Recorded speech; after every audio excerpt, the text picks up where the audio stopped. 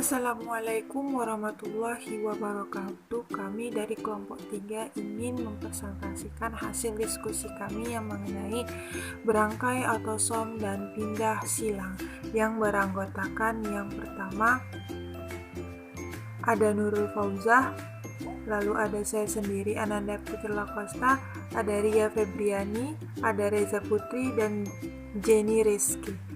Materi yang pertama mengenai pengertian rangkai sempurna dan tak sempurna. Teori kromosom yang berasal dari Boveri dan Sutton menyatakan bahwasannya kromosom merupakan salah satu bagian dari sel yang membawa gen-gen, yang mana gen-gen tersebut selama meiosis ini cenderung mempunyai kelakuan berdasarkan prinsip-prinsip Mendel, yakni memisahkan secara bebas, akan tetapi prinsip Mendel ini hanya berlaku apabila gen-gen letaknya lepas atau sama lain dalam kromosom. Baik, selanjutnya di sini ada gambar, namun tetapi tidak muncul ya gambarnya. Mungkin teman-teman bisa lihat di makalah gambarnya. Ini merupakan gambar gen A besar, A kecil, B besar, B kecil, letaknya lepas satu sama lain dalam kromosom 1. Gen A terangkai dengan gen B besar pada satu kromosom yang sama, sedangkan alelnya A kecil dan B kecil terangkai pada kromosom homolognya. Lalu selanjutnya, yang mana pada saat peristiwa lalat buah Drosophila sampai sekarang kira-kira telah diketahui sebanyak 5.000 gen, sedangkan alat ini hanya memiliki 4 pasang kromosom saja.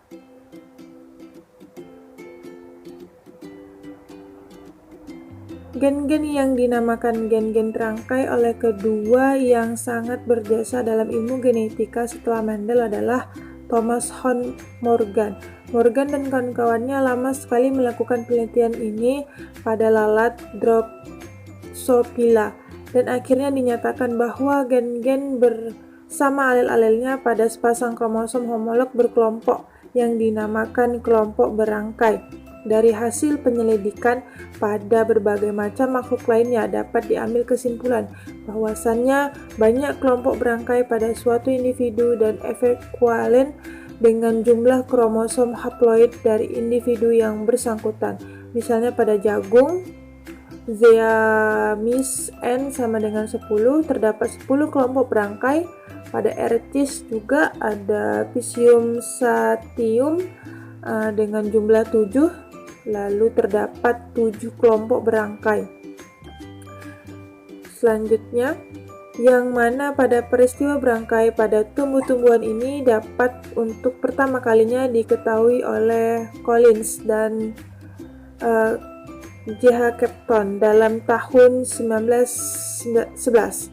Pada tanaman jagung dikatakan bahwa gen WX untuk endosperm berlilin itu terangkai dengan gen C untuk warna aleuron atau lapisan terluar dari endosperm.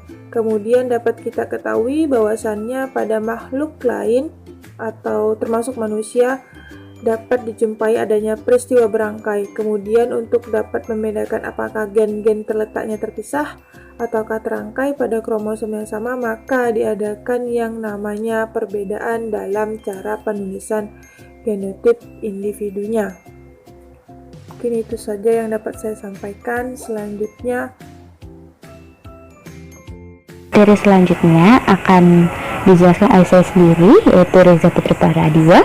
Nah, yang mana tadi dijelaskan oleh rekan saya sebelumnya terkait materi pembahasan kita pada pagi hari.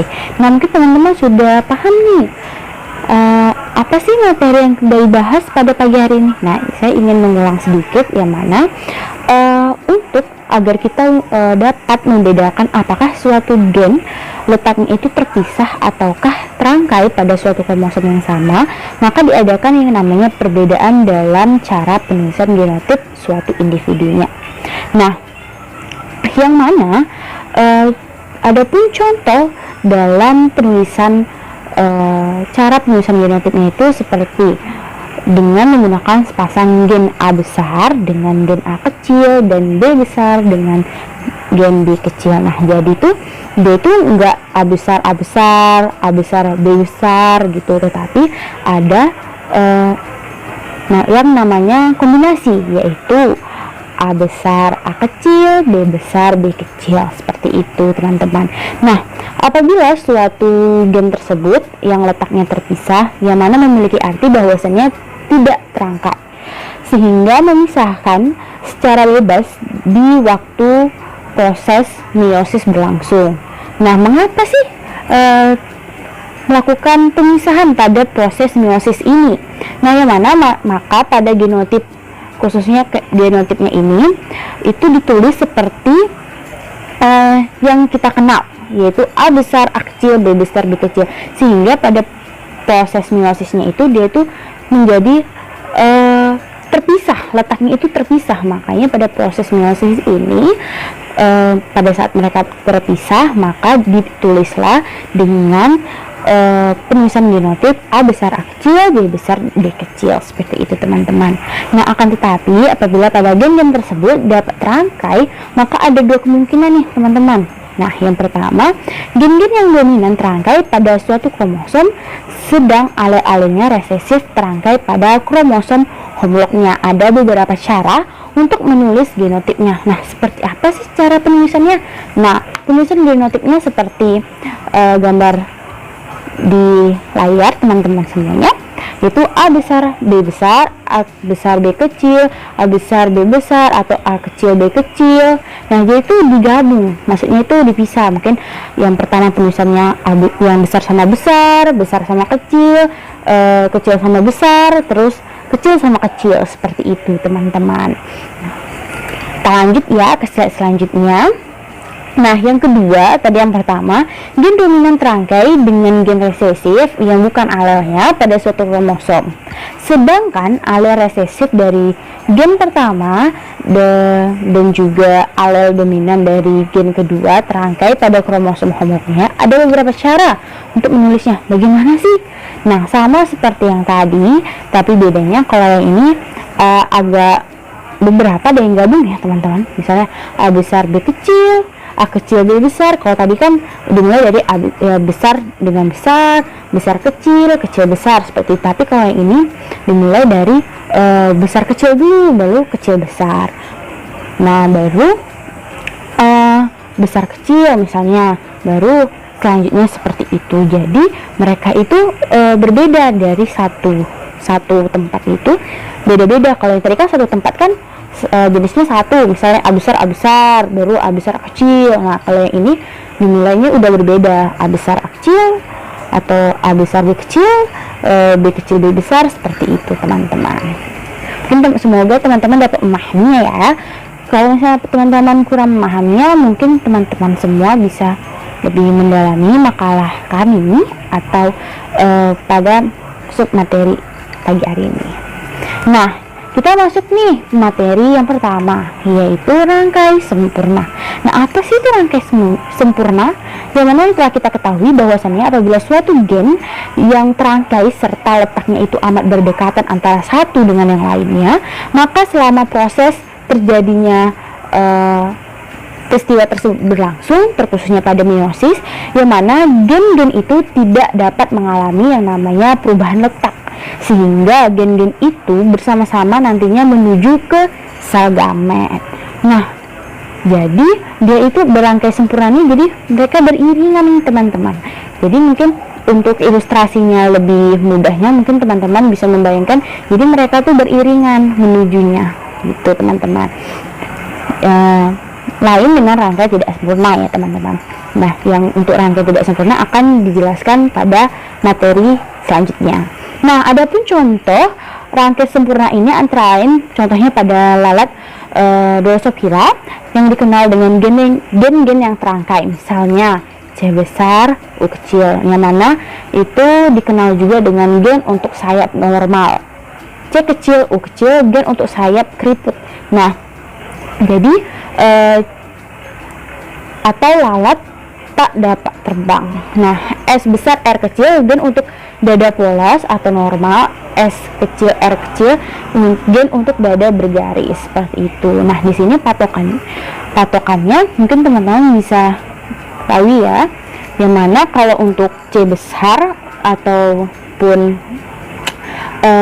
C besar itu C besar U kecil itu dia lebih khusus ke normal, sedangkan C kecil U kecil dia itu khusus untuk sayap keriput atau lalat yang tidak dapat terbang. Nah, kalau S besar R kecil itu dia terkhususkan pada dada polos atau normal, sedangkan S kecil R kecil dia pada dada bergaris, seperti itu teman-teman.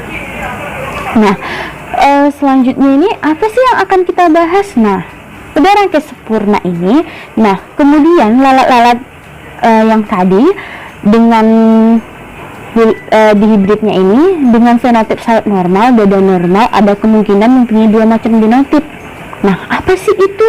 Nah, jadi di sini kita akan melakukan uji coba yang telah dilakukan oleh para ahli, yang mana bahwasannya lalat di hibrid ini dengan fenotip sayap normal dan juga dada normal ada kemungkinan mempunyai dua macam genotip. Seperti apa sih? Nah, contohnya mungkin teman-teman bisa lihat gambar di slide ya. Kalau misalnya dibacakan takutnya teman-teman bingung, jadi harus kita jelaskan, teman-teman juga lihat nih slide-nya seperti apa. Nah, C besar U kecil dan S besar R kecil memiliki gen-gen terangkai dalam susunan cis. Nah, sedangkan C besar U kecil, S kecil R kecil itu lebih ke gen-gen terangkai dalam susunan trans, seperti itu teman-teman. Nah, mungkin teman-teman masih bingung seperti apa sih ini gambarannya. Nah, mungkin teman-teman bisa lihat contoh yang di sampingnya. Adapun gen yang terangkai sempurna dalam susunan cis antara lain, kita akan bahas teman-teman, tenang saja, kita akan bahas satu-satu. Nah, gen terangkai susunan cis itu seperti apa, trans itu seperti apa. Nah, kalau cis ini sendiri dia pun yang mana mungkin teman-teman bisa lihat sama seperti persilangan biasa, tetapi kalau di cis ini sendiri, nah gennya itu terangkai sempurna dalam susunan cis. Cis itu satu teman-teman, seperti itu. Saja masuk ke contoh rangkaian sempurna cis. Nah, untuk mempermudah teman-teman semua bisa lihat ya slide atau gambar pemaparan atau penjelasan yang ada di gambar layar. Nah, yang mana teman-teman semuanya sudah tahu nih apa sih yang disilangkan itu atau apa yang sedang dibahas pada rangkaian ini. Nah, yang mana itu telah dijelaskan bahwasannya sayap keriput dada bergaris pada betina disilangkan pada sayap normal dada polos pada jantan. Nah, kemudian gen-gen ini tuh mengalami yang namanya terangkai sempurna. Nah, maka lalat di hibrid ini melakukan perkawinan, atau pada proses F1-nya dia itu membentuk dua gamet, yaitu sayap normal, dada normal, yaitu C besar U kecil, S besar L kecil, serta C U S R yang kecil semua. Nah, selanjutnya tuh seperti apa nih? Nah, selanjutnya jika lalat ini yang di hibrid ini dia itu dibiarkan kawin atau menikah, nah pada sesamanya atau pada gamet yang tadi itu dia tuh cenderung akan didapatkan hasil yang baru atau F2 ya, yang mana mungkin teman-teman bisa lihat kotak di samping, yaitu menghasilkan 4 macam. Nah, yang mana adapun keterangannya mungkin teman-teman bisa lihat.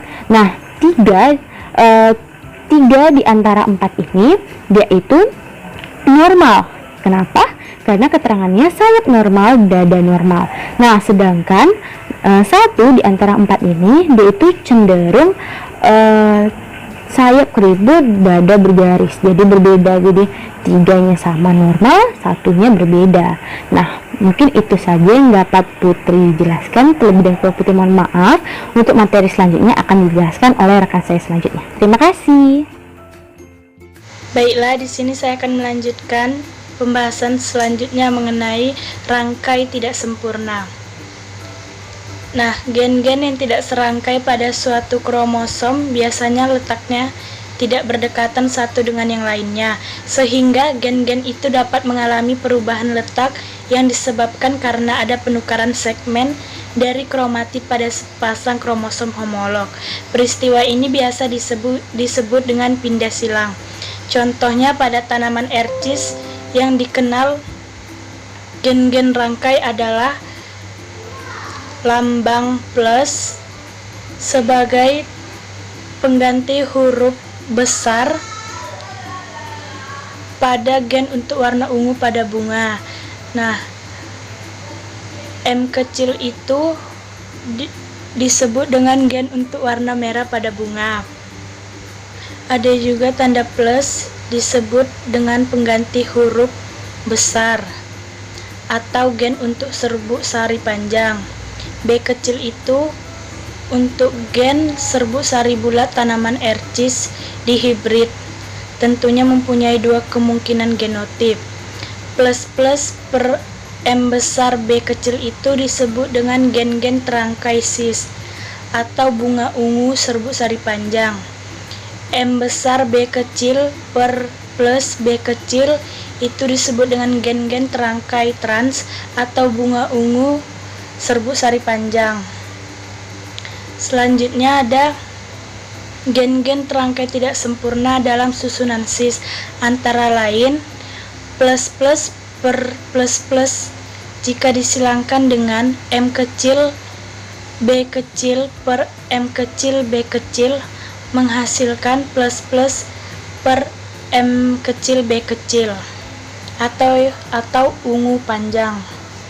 Selanjutnya, apabila F1 diuji silang atau yang sering disebut dengan test cross, didapatkan sekumpulan tanaman yang terdiri atas 192 tanaman berbunga ungu, serbuk sari panjang 23 tanaman berbunga ungu, serbuk sari panjang 30 tanaman berbunga merah, serbuk sari panjang 182 tanaman berbunga merah, serbuk sari buah. Hasil ujian silang tidak melihat perbandingan 1:1, 1:1, seperti uji silang dihibrid. Hal ini disebabkan karena adanya pindah silang gen-gen tanaman dihibrid tersebut.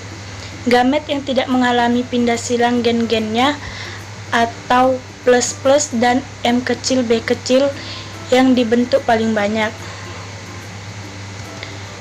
Nah, ada juga uji silang. Gen-gen yang terangkai tidak sempurna dalam susunan cis plus per plus jika disilangkan dengan M kecil B kecil per M kecil B kecil. F2-nya genotip plus per M kecil B kecil, fenotipnya itu ungu panjang. Banyaknya 19 tambah 2, frekuensinya 0,4496, tipenya parental.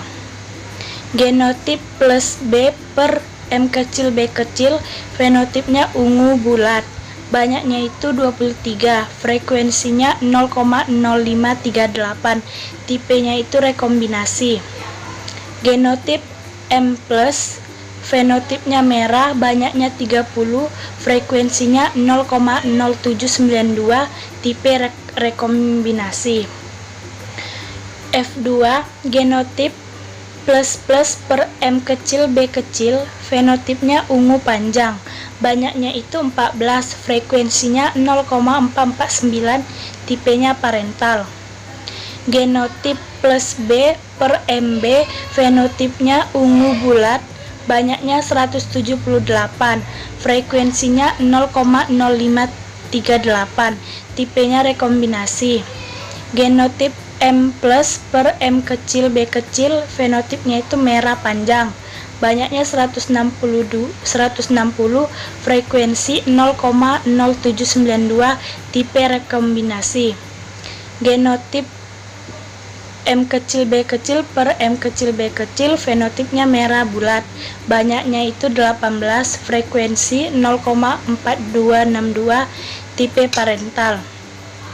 Nah, jumlah dari banyaknya banyaknya 370 dan frekuensinya 1,000.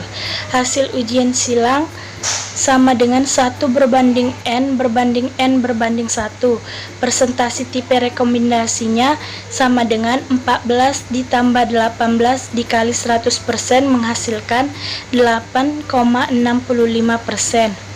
Sedangkan persentase tipe parentalnya itu sama dengan 100% dikurang 8,65% menghasilkan 91,35%. Demikian penjelasan dari saya, terima kasih. Selanjutnya, peristiwa crossing over pada pembelahan meiosis 1 pada pembentukan sel gamet. Nah, faktor yang mempengaruhi terjadinya pindah silang antara lain yaitu adanya temperatur. Temperatur yang tinggi akan mempercepat proses homolog dan tahapan diploiden saat meiosis sehingga memperbesar frekuensi pindah silang. Sedangkan temperatur yang rendah justru akan memperpanjang tahap pakiten. Semakin lama tahap pakiten berlangsung, maka terbentuknya rekombinasi akan semakin besar.